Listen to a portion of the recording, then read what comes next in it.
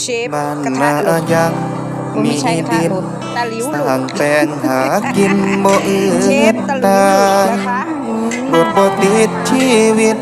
บ่วุ่นวาย เชฟตะ งา ห น ลิว เฮ็ ห ด ลุด ไฟ เพิ่นว่า เมื่อยกายกะเศร้า โอ้แซ่บๆจ้ะ เป็น เฮ็ดไป บอ ทา ด น ป เด้อ ระ พี่น้อง ธานบริษัท